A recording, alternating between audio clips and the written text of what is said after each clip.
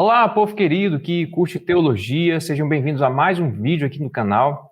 E antes da gente passar para o nosso assunto de hoje, no Vida Real, eu vou convidar você para se inscrever aqui no canal, ativar o sininho das notificações para não perder nenhum conteúdo aqui que a gente vai estar postando, porque são vídeos novos todos os dias, às 21 horas, tá certo?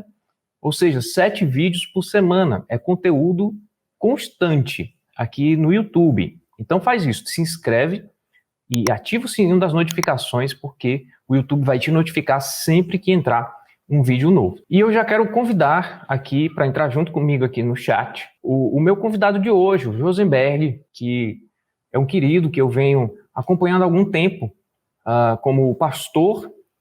E hoje a gente vai bater um papo aqui, o Josenberg vai trocar um pouco de experiência com a gente, falando um pouco sobre a vida dele. Eu já vou pedir para você, Josenberg, por favor, seja muito bem-vindo aqui à nossa gravação e pedir para você se apresentar para as pessoas que estão nos assistindo. Meu nome é Josenberg, tenho 22 anos, sou casado com a Karen Ferreira, congrego na Igreja Batista, sou cristão há 1 ano e meio e sou pastoreado pelo pastor Daniel. Eu e o Josenberg, a gente já vem um tempo conversando e tendo conversas semanais aí no nosso gabinete, no nosso RD, nosso relacionamento discipulador. Vocês já devem ter ouvido sobre isso aqui no canal. E hoje eu quero que ele troque um pouquinho de experiências com a gente ouvir um pouco sobre a vida dele, para que vocês conheçam e tenham um pouquinho da experiência a experiência que é ter um gabinete pastoral, tá certo? Então, Josenberg, por favor, me fala aí como é que está a tua vida agora nesse período de pandemia. Você está trabalhando, está conseguindo produzir? Pandemia, né? Eu sou essencial, então não paro de trabalhar. Sou essencial para trabalhar, né? Queria ser essencial para receber vacina também, mas só para trabalho mesmo. Trabalhando, me virando do jeito que pode, né? Ficando em casa o máximo que eu posso. Né? Gostaria muito de poder ficar em casa todos os dias, né? Poder ter férias, né? Como muita gente está tendo dentro de casa, né? Claro. Mas sou essencial, então tenho que ir para a rua, tenho que trabalhar, tenho que pegar ônibus lotado, tenho que atender várias pessoas vários dos dias. E todos os dias, de domingo a domingo, para ganhar o salário e viver, né? A gente não precisa dizer onde você mora, certo? Questões de privacidade mesmo. Mas você mora numa comunidade, você cresceu nessa comunidade, você vive aí desde sempre, como é que é? Vivo aqui desde sempre, desde que eu lembro, né? Na verdade, eu vim para cá com 1 ano de idade, quando a minha mãe se separou do meu pai, e vim morar nessa comunidade. Até então, a gente morava na comunidade do Papicu, não tenho lembranças de lá, né? Com 1 ano de idade, nascido e criado aqui nessa comunidade. E como é que é, cara, assim, ó? Eu acho que a maioria das pessoas que estão assistindo a gente, ou talvez não a maioria, mas algumas pessoas não sabem o que é e como é a vida numa comunidade. As pessoas têm, às vezes, seus conceitos acerca disso, mas tu tem como compartilhar com a gente um pouquinho do que é isso, do que é viver numa comunidade? Viver na comunidade é aprender a se conectar com o povo, né, com todo mundo. Eu acredito que as pessoas que vêm da comunidade, que saem da comunidade, elas têm essa facilidade de se conectar, né? Você sai na rua, 5 horas da manhã já tem vizinho de pé lhe dando bom dia, oferecendo café, oferecendo pão. Pelo menos aqui é assim, né? Na minha rua, você chega tarde da noite, tem vizinho ainda no portão, dando boa noite, né? Desejando sempre segurança, né? Então, morar na comunidade, viver na comunidade, para mim, é conforto, de certa forma, por mais que muitas pessoas achem o contrário, eu acho muito confortável, né? Por mais que tenha aquela insegurança ainda em relação à criminalidade, que é uma coisa real, não podemos negar, mas tem muita questão do conforto, da gente se sentir bem, se sentir parte da comunidade mesmo, sabe? As pessoas, certo que tem aquelas intriga que toda comunidade tem, eu acredito que todos os lugares têm, mas viver na comunidade é a questão do conforto, do sossego, da amizade de várias pessoas, conhecer muita gente, né? Falar com muita gente, gostar de muitas pessoas, que as pessoas também normalmente gostam da gente, ser aquela pessoa que a pessoa que eu sou é a pessoa que não tem intriga com ninguém. Então, para mim é muito fácil viver numa comunidade como a minha, porque não tenho intriga com ninguém, falo com toda a minha rua, sabe? todos da minha rua me conhecem, então é muito confortável para mim viver na comunidade. Sim. Quem está ouvindo, gente, o Josenberg falando, só tem coisa boa na comunidade, né, Josenberg? Parece até que só tem coisa boa. Mas a gente já tem conversado um tempo, o Josenberg tem compartilhado comigo algumas coisas que eu queria que vocês soubessem também. Fala um pouquinho, Josenberg, do lado também ruim, né, de morar numa cidade grande e morar e ter as dificuldades que você tem morando onde você mora, né, na comunidade. Tem um lado ruim, né? Eu falei o lado bom da comunidade, né? Mas tem um lado ruim, a questão da criminalidade, né? Eu moro numa comunidade onde ela costuma ter muito crime, costuma ter muito tráfico de drogas, sabe? Logo, eu sofro com isso em relação à segurança, né? Que os policiais, normalmente, eles não sabem quem é traficante e quem não é, né? Eu não discordo, realmente não dá para ele saber. Mas nem todo mundo entendeu? Nem todo mundo que mora em comunidade nem todo negro também que mora em comunidade entendeu? Então, acho que a parte ruim é mais essa. Normalmente, eles batem sem ser, sabe? Eles param muitas vezes diariamente, né? Eu já cheguei a levar três revistas de busca e apreensão, né? Como eles falam, no dia. Então, eu acho que a parte... Oi? Num dia só, tu foi... Em um dia só, assim, um dia que eu passe muito tempo fora de casa, entendeu? Na frente da minha casa mesmo, sentado com alguns amigos, conversando, sempre acontece isso, né? Eu entendo que é o trabalho deles, óbvio, só que, assim, eu acredito que eu possa ser que eu tenha um perfil criminal para eles, entende? Porque sempre a mesma coisa, sabe? Acontece que mesmo eu estando fardado, eles olharem, não chega a pararem, mas eles olham bastante, sabe? De forma que não olham para outras pessoas. Eu percebo isso, porque eles estão olhando para mim.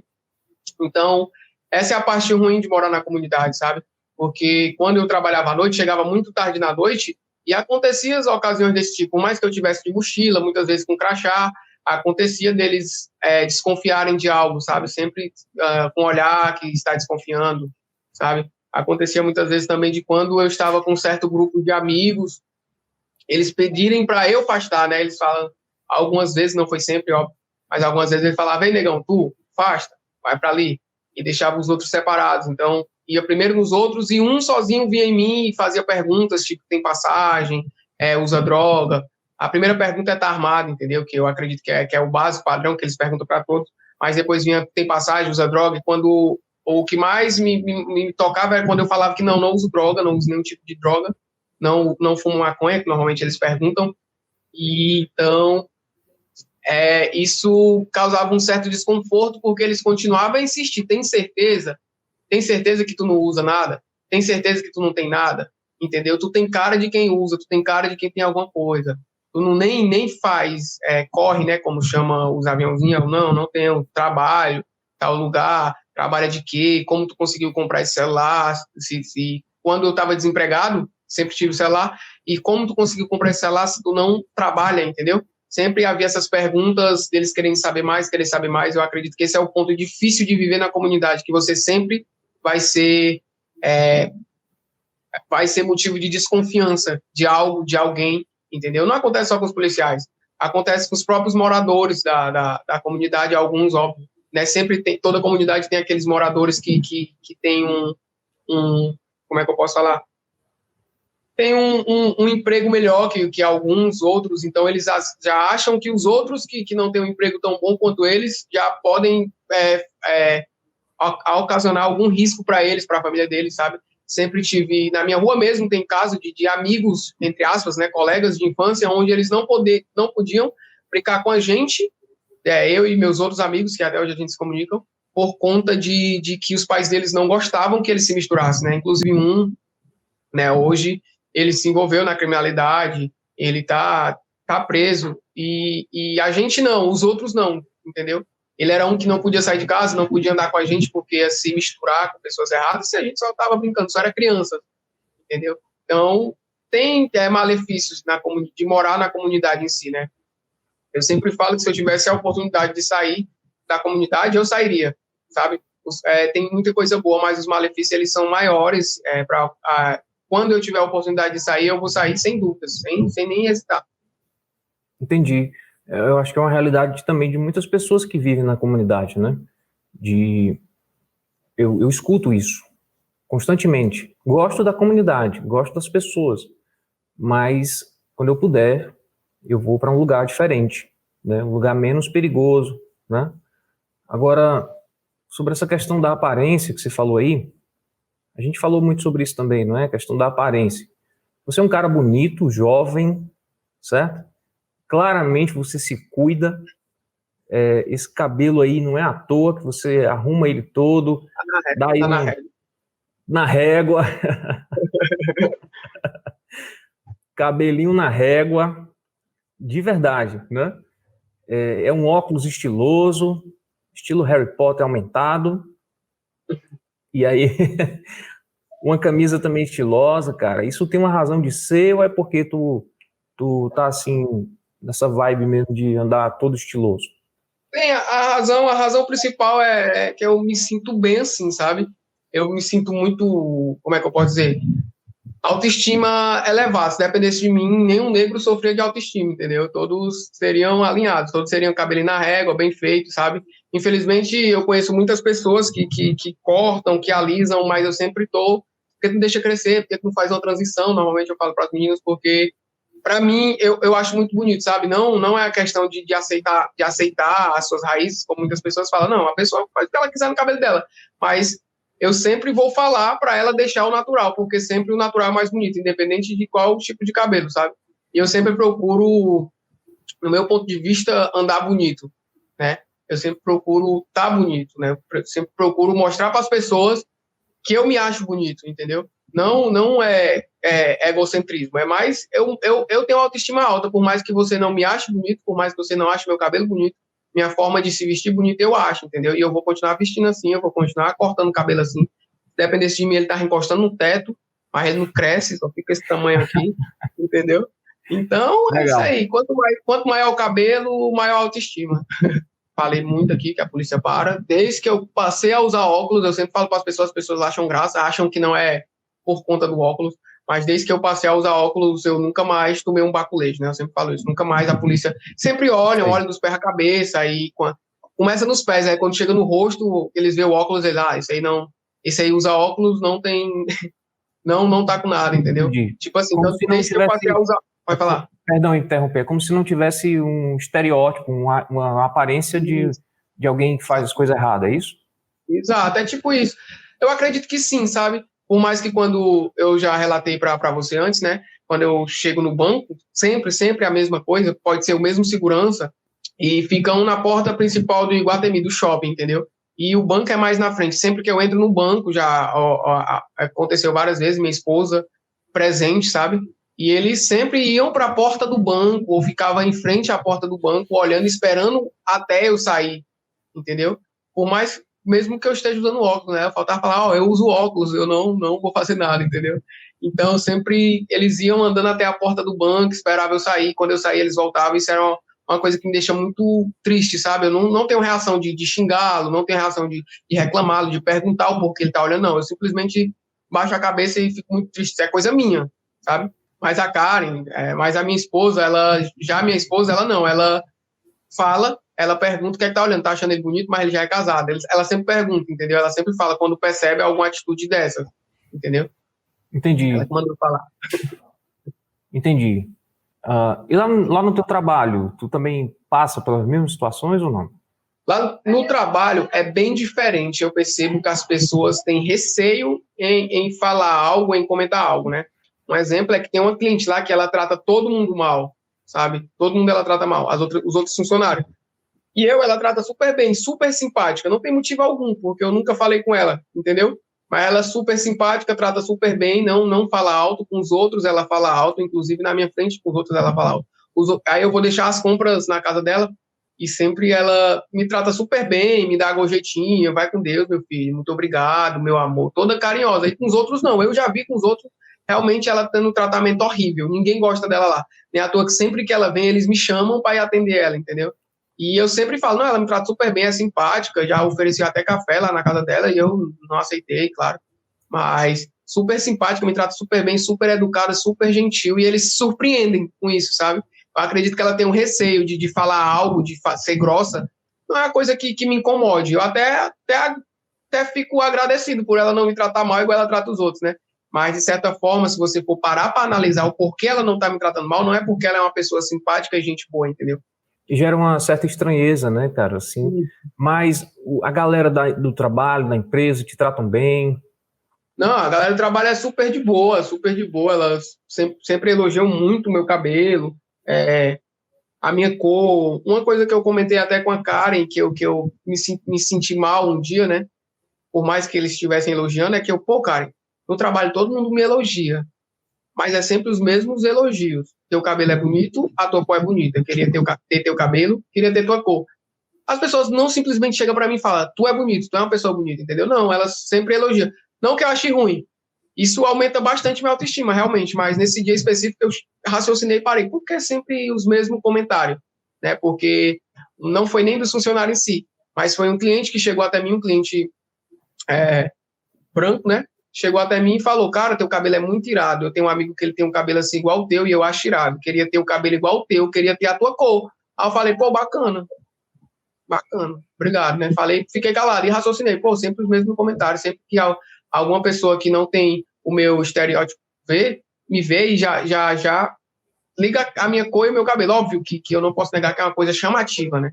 Não, eu não sou uma pessoa comum aqui em Fortaleza, óbvio. As pessoas me verem e me perguntam se eu sou de fora, se eu sou baiano, se eu sou nigeriano, se eu sou...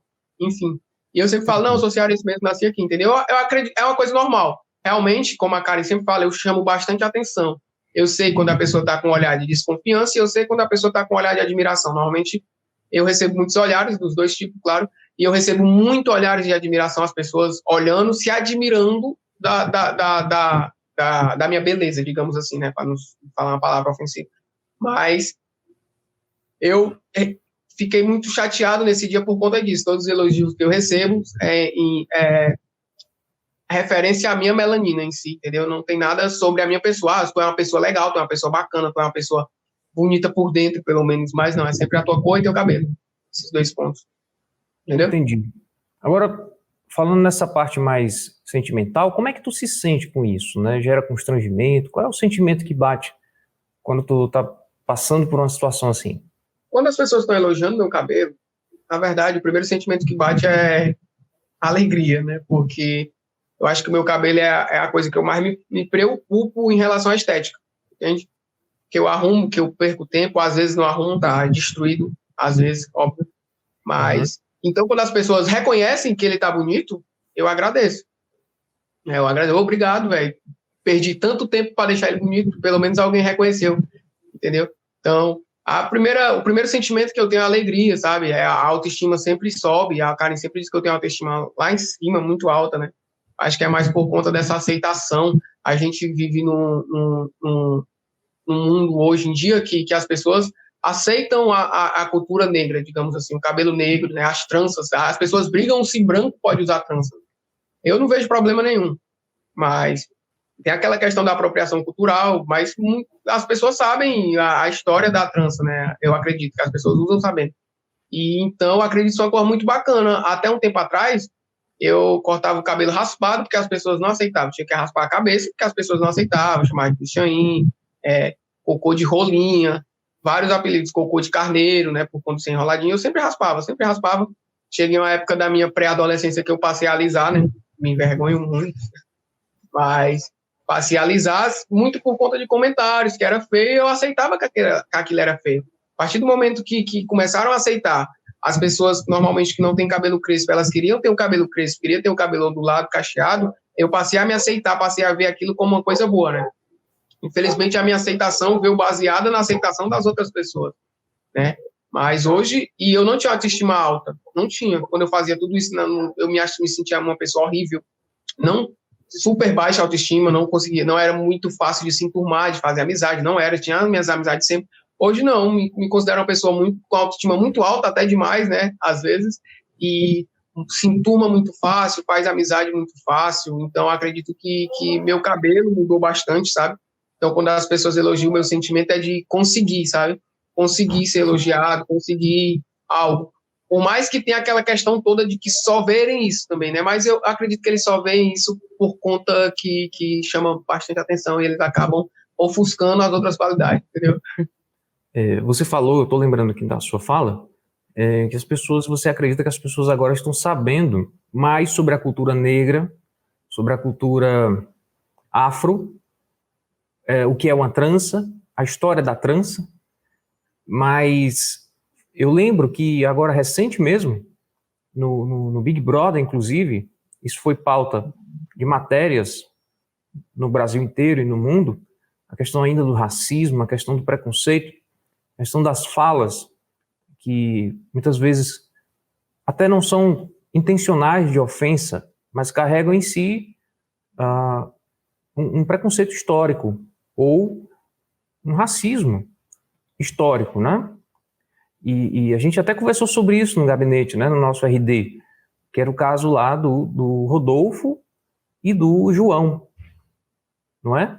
O João, que é professor, é negro, e ele tem um baita de um Black Power.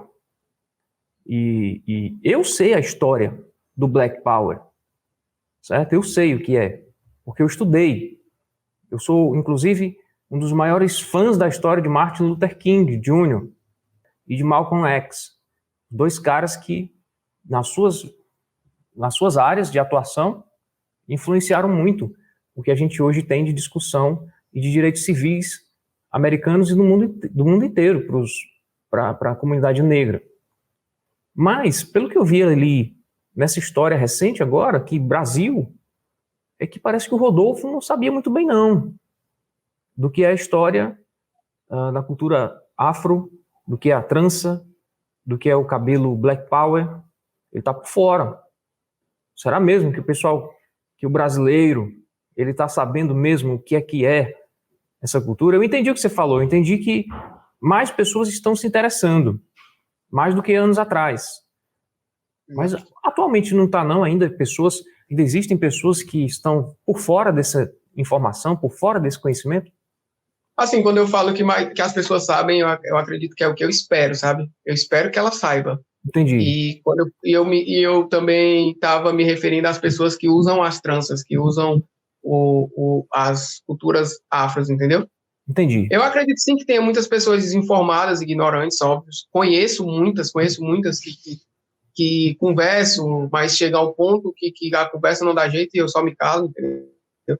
Conheço bastante, convivo com pessoas assim, sabe? Então, acredito que não. A informação ainda não chegou para todo mundo, a história não chegou para todo mundo. Mas é muito difícil você não viver, não vivenciar e se interessar. Né? Admiro muito você por não vivenciar tudo que a gente passa. E mesmo assim se interessou em saber a história, né? Se interessou em saber o que a gente sente. Você não sente na pele, mas você pelo menos tem um pingo de empatia e sabe mais ou menos o que a gente passa, entendeu? Mas sentir na pele é bem diferente, sabe? É muito difícil eu me interessar por algo em que eu não esteja totalmente ligado. É muito difícil, entendeu? Algo que talvez eu não goste. E é muito difícil eu me interessar, realmente. Mas admiro muito você por isso, né? Já falei. E viver é diferente de ouvir, sabe? Você ouve falar que alguém sofreu racismo, mas você sofreu racismo. Você ouve falar que alguém foi agredido por uma pessoa por ser gay, né? Mas você é um gay que sofreu e apanhou, entendeu? Por mais que a pessoa não achasse certo você ser gay, que a pessoa não achasse certo você se relacionar com pessoa do mesmo sexo que você se denominar uma coisa que a pessoa acha que você não é, ela não tem o direito de lhe agredir, de lhe ofender, sabe? Ela não tem o direito de denegrir a sua imagem, de passar você uma pessoa negativa. Ela não tem o direito de fazer isso, por mais que ela pense assim, entendeu? Então, acredito que as pessoas não têm o direito. Eu falei para você vários apelidos que eu sofri por conta do meu cabelo. E então, quando uma pessoa tocar nesse assunto, hoje não, porque hoje eu estou bem firme, sabe? O pessoal brincar com o meu cabelo, fazer algum tipo de piada, não vai me abalar muito, porque eu já estou mais centrado, sabe? Agora, se a pessoa falar sério, realmente o que ela pensa, por mais que ela não esteja querendo, mas eu não estou querendo te ofender, mas eu acho que não é bonito, né? Um funcionário falando com outro, aconteceu que um tinha um cabelo liso e o outro tinha um cabelo ondulado, sabe? não chegava a ser totalmente crespo, era um cacheado, entendeu? E então, acontece que o do cabelo liso falou, por que tu não alisa teu cabelo? Aí o outro, não, porque eu gosto do meu cabelo assim. Aí ele falou, não, mas teu cabelo assim não fica legal não, fica feio. E sendo que eu tava do lado presente, sabe? Ele falou, teu cabelo assim fica feio, pô, teu cabelo é ruim. Aí o outro foi e perguntou, e qual é o cabelo bom? Aí ele respondeu, o meu, né, sendo que é liso. Aí eu olhei pra ele, por que o teu cabelo é bom? É porque o meu é bem lisinho. Aí eu perguntei, então quer dizer que o meu cabelo é ruim? Olhando pra ele ffalou, não quis dizer isso, entendeu? Aí eu olhei pra ele e falou, não quis dizer isso, tu quis dizer o quê então? Não, que o meu cabelo é bom, e se teu cabelo bom, o meu é o quê? Aí, não, o teu é crespo. Aí eu, sim, o crespo não é bom? Aí ele, é bonito. Aí eu, mas não é bom. Aí ele, não, é bom também, só que bonito, entendeu? Se enrolou todo, enfim. Levei na brincadeira e depois expliquei pra ele, mas não existe cabelo ruim. Existe formas de cabelo, expliquei aquela historinha que eu e você sabe, entendeu? Então ele ficou, não tem nada a ver, não quis falar isso, vocês são muito cheios de frescura, tu entendeu o que eu quis falar? Não, eu entendi o que você quis falar, só que você falou da forma errada, da forma negativa, entendeu?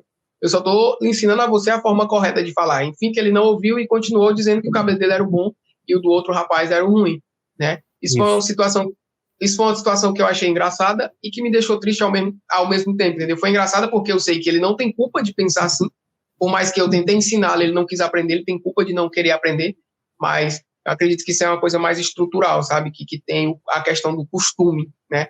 A questão do costume de falar, meu teu cabelo é ruim, isso, aquela questão cultural que é horrível, né? Josenberg, assim, entrando agora nessa área da vida profissional, seus sonhos para frente, vida mesmo de casado, há quanto tempo você está casado? A gente fez um ano, a gente fez um ano em janeiro. A gente sempre tem que perguntar à esposa, né? A gente sempre tem que confirmar com a esposa. 1 ano e 4 meses ela fez aqui agora. Show. Olha aí, rapaz. A mulher sabe. Não, mas a gente tá 1 ano e 4 meses casado. Ele perguntou casado. Né? Isso. 1 ano e 4 meses casados. Faz me bate aqui, ela. E vocês são jovens, né, cara? Tu tem 22 e ela tem quanto? Tem quanto tempo? 21. Ela tem 21. Ela vai fazer 21 em maio. Ela vai fazer 21 em maio agora. Dia 15 de maio, né? Cara, massa. 21 em maio. 21 em maio. Em sua defesa, a gente vai dizer que você pegou o Covid e o Covid comeu sua memória igual a minha. Exatamente, acontece isso, o Covid. Não, eu esqueci umas coisas também, mas não dá para esquecer o aniversário da esposa não, cara. Não, mas é porque segundo alguns brancos de umas épocas atrás, a gente tem um raciocínio mais devagar, entendeu? A gente tem pouca memória. Tá justificado.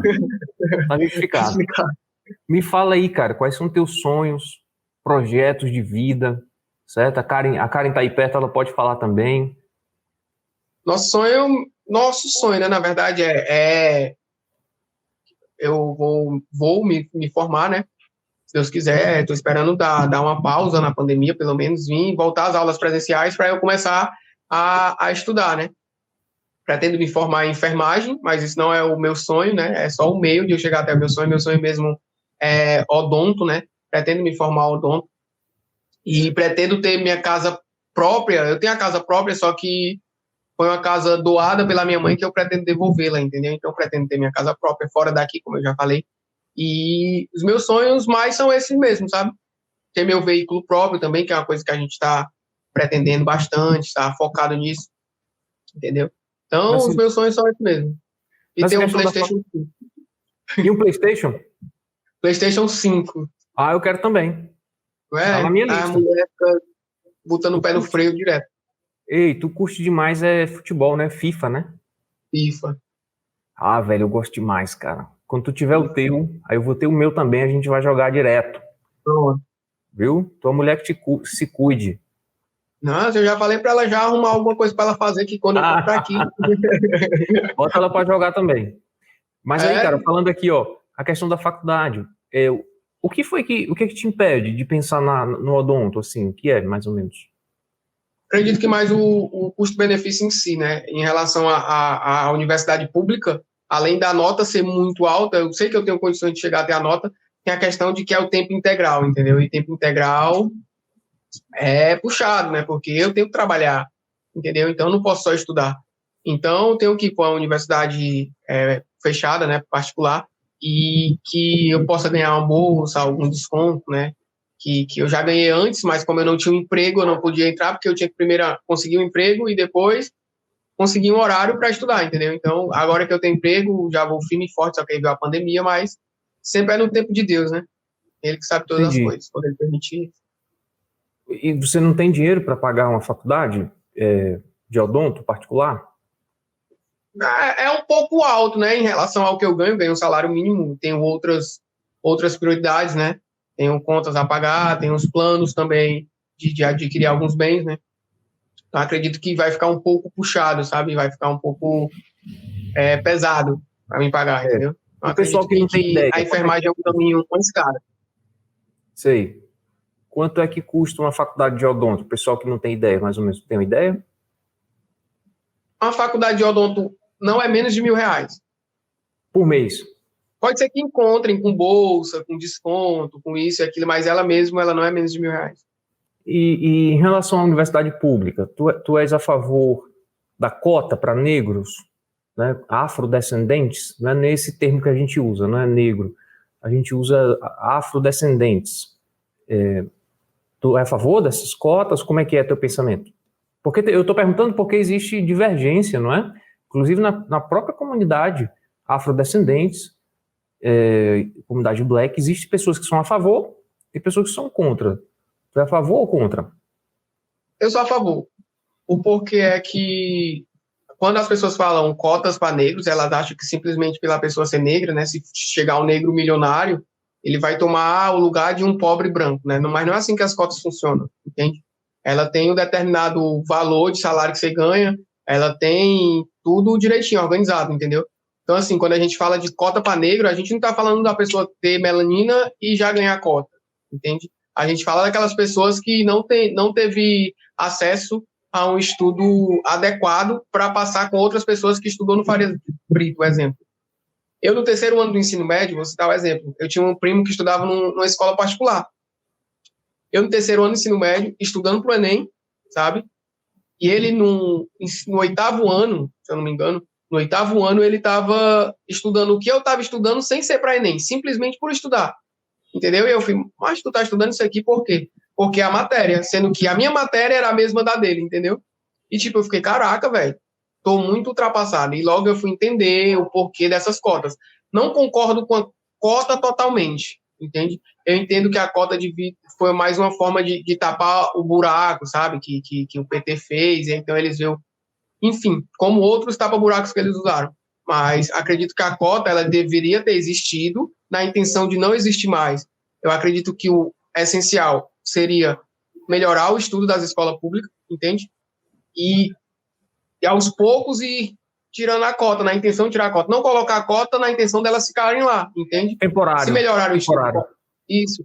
Se colocassem os estudos da escola pública pareado com o da escola particular, aí a gente poderia competir juntos, entende? Mas como não é, a gente não pode, não tem condições. A gente não pode botar o Real Madrid com super salários dos jogadores, né, jogadores astros, contra o Fortaleza e querer que o Fortaleza jogue de igual para igual e vença o Real Madrid. Pode ser que aconteça, pode ser que aconteça, pode ser que um negro passe, uma pessoa de uma escola pública passe junto com a pessoa da escola particular, pode ser que aconteça, mas é 1 em 100. A gente não pode negar, é a realidade. Entendeu? Não estou falando de capacidade intelectual, estou falando de realidade, entende? Então, quando a gente fala de cota, é algo muito relativo, não deveria existir. Assim como muita gente me critica, inclusive a Karen, como eu acredito que não deveria existir escola profissionalizante. O porquê, você quer saber? Porque, pelo menos as experiências que eu conheço, a pessoa entra na escola profissionalizante na intenção de terminar a escola, começar a trabalhar e se formar, não é mesmo? No que ela quer, talvez medicina, talvez algo bom para a vida dela, entende? Só que a partir do momento que você entra na escola profissionalizante, se profissionaliza e arranja um emprego na área em que você ganha melhor do que uma pessoa que não fez a escola profissionalizante, você se acomoda com aquilo, sabe? Você acha que tá bom e logo o sonho de se tornar um médico morre, entendeu? Eu acho que a escola profissionalizante em si, ela mata sonhos. Entendi. Claro que tem exceções. Eu tô falando das experiências que eu conheço, das pessoas que me falaram sobre isso, sabe? Claro que, óbvio que tem exceções. Então, o governo ele deveria investir menos em escola profissionalizante e investir mais em escolas em que a educação elevasse e as pessoas subissem junto com Farias Britos e a de Sá, entendeu? Porque por mais que a escola profissionalizante ela tenha um ensino muito bom, ela não chega no patamar. Logo, a pessoa continua não passando no Enem junto com esses caras do Farias Brito, entendeu? Entendi. Logo, a pessoa se acomoda como um técnico de enfermagem que ganha muito bem em relação a pessoas que não são técnicos de enfermagem, mas não ganha tão bem quanto o médico que a pessoa queria ser. Mas a pessoa se acomodou porque ela está ganhando um dinheiro que dá para viver e se divertir, entendeu? Então, acredito que não deveria existir também a escola profissionalizante, né? Se a pessoa optar, sim, mas que deveria pelo menos ter um ensino no mesmo patamar. Porque se você parar para pensar, as mesmas professores da escola particular são os das escolas públicas, normalmente. Mas o ensino é completamente diferente. A culpa é do professor? Não, né? A culpa é do material que o governo libera para as pessoas ter acesso. A culpa é do incentivo, que muitas vezes não tem. Eu nunca tive incentivo na minha casa, da minha mãe, quando eu morava com ela, de estudar. Não, eu tinha a vontade que ela queria que eu me formasse. Mas eu estudava se eu quisesse, entendeu? Hoje eu gosto de estudar porque eu quis. Não tinha incentivo. Ela trabalhava e eu passava o dia em casa sozinho com meus irmãos e ninguém gostava de estudar, né? E eu só fui querer estudar depois de grande, entendeu? Então tem essa questão do incentivo, do governo realmente investir em educação, sabe? Não em profissionalização de pessoas e botar elas no mercado de trabalho de qualquer forma, entendeu? Investir na educação, que eu acredito que a educação é a chave para a maioria dos problemas que a gente tem. Porque uma pessoa bem educada, em todos os sentidos, tanto em casa, educada em todos os lugares, ela não vai ser uma pessoa, digamos, corrupta. Mas óbvio que vai existir essa exceção, a pessoa ser corrupta por ela ser. Mas tem o que ela aprendeu também, entendeu? Sim. E muitas vezes a pessoa tem uma educação boa, formado nisso, naquilo, tem PhD, mas não teve uma educação boa em casa, não teve bons exemplos em casa. Logo, ela se torna uma pessoa ruim. E também tem a questão da pessoa ser formada em tudo, ter exemplos bons e se tornar pessoas ruins. Tem muitas exceções. Mas eu acredito que com o investimento que eles investem, talvez, na política, eles investissem na educação, cortassem privilégios, digamos assim, né? Que eu sou a favor do presidente que for lá, do prefeito que for lá e for contra privilégios. Entendeu? Ele é contra privilégios, então eu sou a favor dele. Então, logo, acredito que se investir esse dinheiro todo que é dado para político em outras coisas, tipo a educação, também a segurança, que é algo muito importante, acredito que as pessoas elas estariam mais civilizadas hoje, entendeu? Perfeito. Isso que tu está falando sobre essa desigualdade social, desigualdade Sim. de ensino, e boa parte da população afrodescendente, negra, estar hoje na escola pública, ser a favor, então, de cotas para as universidades, tem a ver com aquilo que você falou para mim nas nossas conversas pastorais, acerca desse racismo estrutural, esse termo que tem ganho força aí na internet, nas mídias. Não é esse racismo estrutural, não é isso? Me fala isso. Me lembra aí como é que é isso. Racismo estrutural é mais aquele racismo que já está entranhado, né? Aquele racismo que tem, às vezes, na gente mesmo. A gente comete algum ato racista, por mais que não seja tão opressor quanto o outro. Mas o racismo estrutural é mais esse, a gente achar que o cabelo black é ruim e o liso é bom. A gente usar esse termo sem pesar na nossa consciência, sem achar nada negativo nesse termo. Esse é o racismo estrutural. Muitas vezes as pessoas não percebem que estão sendo racistas, mas elas estão sendo, entendeu? E precisa de alguém lá, isso é um termo ruim, por mais que você não ache. Eu me incomodei com esse termo, então você devia parar de falar. Porque às vezes eu não acho que esse termo incomoda, então eu não vou parar. Mas incomoda, entendeu? Então você deve parar, porque está me incomodando. E se eu acredito que se algo incomodar uma pessoa, a gente deve parar e pedir desculpas. Isso é o mais correto. Brother, e em relação... A gente já está meio que caminhando aqui para o final da nossa conversa. Eu ainda quero falar muito mais aqui, conversar muito mais com você, trocar experiências. Fico feliz porque você tem aí seus projetos e sonhos de vida, você quer melhorar sempre. E trazendo aqui para o nosso viés espiritual, eu sei que você não guarda rancor de nada, do que você viveu né, dos sofrimentos, dos constrangimentos e tudo mais. E isso se deve muito ao fato de você hoje ter uma vida espiritual embasada nos princípios, nos valores de Jesus Cristo. Não é isso? Você quer falar alguma coisa sobre isso?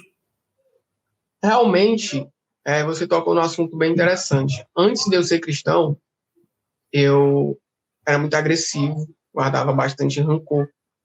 E se alguém fosse racista comigo, era capaz de eu só não chamava de santo, entendeu? Puxar a espada, hein? E, de, e depois que eu me tornei cristão, fui aprendendo com o tempo com Jesus, Jesus foi me modelando e hoje eu sou um rapaz bem tranquilo, bem mais calmo, né? Não costumo debater bastante quando eu estou vendo que vai dar algo ruim. Inclusive, eu tive uma desavença no trabalho que hoje eu agi como se nada tivesse acontecendo, sabe? A desavença foi semana passada, a pessoa ficou sem falar comigo, e hoje eu cheguei e falei com a pessoa, cara, tudo bom? E aí, como é que tá a vida? Eu perguntei, ele falou como estava a vida dele, como ia ser o futuro dele, e tudo aconteceu normal, entendeu? Eu procuro não guardar rancor das pessoas, é o que eu sempre falo pra Karen. Eu costumo não brigar com as pessoas porque eu detesto pedir desculpa, sabe? Até chegar para a pessoa e pedir desculpa. Eu não tenho a cara de pau de fazer algo ruim, então eu prefiro não fazer, entendeu? Então, se é para estar pedindo desculpa, é melhor não fazer. Então, eu evito que faça. E quando fazem comigo, eu perdoo e ajo como se nada tivesse acontecido, entendeu? Eu perdoo. Não, você me fez mal, mas eu tô de boa. Nada aconteceu. Mas eu deixo claro, de alguma forma, que o que a pessoa fez comigo foi ruim, entendeu? É à toa que a gente conversou sobre, né? E se for ruim, não gostei. Aí ele, tá, cara, me desculpa. Ficou por isso mesmo assim ele ficou sem falar comigo, mas hoje eu já cheguei e falei com ele. Procuro não guardar rancor nem mágoa de ninguém, sabe? Porque isso é uma coisa que me desconforta muito quando eu tô magoado, principalmente pelo fato de eu ser cristão, né? A gente, quando é cristão, a gente não consegue ficar inimigo de ninguém. Não consegue. Eu, pelo menos, não consigo mais. Mas eu também não consigo guardar rancor, sempre perdoo. Normalmente a gente escuta nos cultos sobre liberar o perdão. Mas para mim liberar o perdão é tranquilo, eu libero na hora que a pessoa me magoa. O difícil é pedir o perdão, entendeu? O difícil sei lá. Eu tenho a minha esposa que me acostumei a pedir perdão depois que eu casei. Mas qualquer perdão, me desculpe. Então a gente vai se acostumando, sabe? Eu acho que eu peço perdão de um dia sim, um dia não, sabe? Eu peço perdão, que é o dia que ela tá de folga. Oh, meu Deus. Brother meu, aqui nesse momento final, eu quero guardar aí a oportunidade para você trazer uma mensagem para as pessoas que estão nos ouvindo. Pode ser para os jovens da sua idade, pode fazer apelo. Se você quiser falar aí, pode consultar os universitários aí, a Karen aí do seu lado, se ela quer falar alguma coisa também, certo? Tá com você aí, pode falar o que você quiser, qualquer mensagem, algo que você quer transmitir para a galera que está assistindo e ouvindo a gente aqui. Mensagem que eu quero deixar aqui no final desse vídeo é que devemos ter mais respeito pelas pessoas, respeito pela o que as pessoas são, respeito pela a cor que a pessoa é, as cores, né? Respeito pelo tipo de cabelo, respeito em geral e ter mais empatia pelas pessoas. Por mais que você não concorde, você ter a empatia de sentir o que a pessoa sentiu. E assim como Jesus foi, né? Jesus não julgou, Jesus não agrediu, Jesus não denegriu, simplesmente ele abraçou e confortou. A gente tem vários exemplos de Jesus. Um dos exemplos é da mulher adúltera, né? As pessoas queriam apedrejá-la, entendeu? Então, sejamos igual a Jesus, não julgue e seja amigo das pessoas, igual a Jesus foi, e ame elas como Jesus amou. Se possível, morra por elas, porque foi isso que Jesus fez pelas pessoas, morreu por elas. Benção, brother. Cara, fico feliz demais aqui com o nosso papo. Espero que você também tenha gostado dessa oportunidade, né, de estarmos juntos aqui.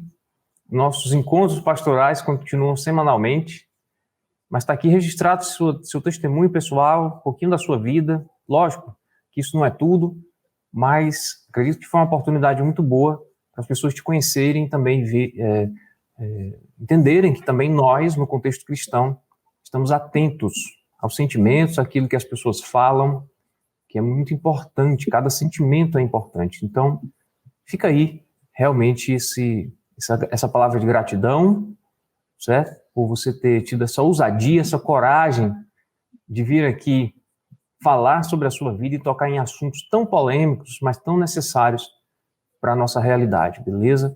Eu agradeço também a Karen, que não quis aparecer hoje aqui na tela. Eu entendo demais, tá certo? Entendo demais, isso aí não é necessário, mas depois, futuramente, vocês podem conhecer a Karen depois, se Deus quiser, ela vai participar um dia com a gente também. Bom, galera, isso aí foi um pouco do que é uma conversa pastoral, do que é o gabinete pastoral, pelo menos o meu gabinete pastoral. E eu vou trazer aqui outras histórias aqui nessa playlist chamada Vida Real. Ela vai ao ar todos os domingos às 21 horas e eu vou estar sempre convidando gente aqui para falar não só desses assuntos que falamos hoje com o Josenberg, mas também outros assuntos muito interessantes, porque cada história tem valor, cada coração tem valor também. Então, conto com você para se inscrever no canal, ativar o sininho das notificações para não perder nenhum conteúdo e compartilhar esse conteúdo para o máximo de pessoas que vocês puderem, para que elas também sejam edificadas e abençoadas, assim como eu fui. Estou sendo abençoado com a história do meu querido irmão Josenberg. Que Deus abençoe e até o próximo vídeo.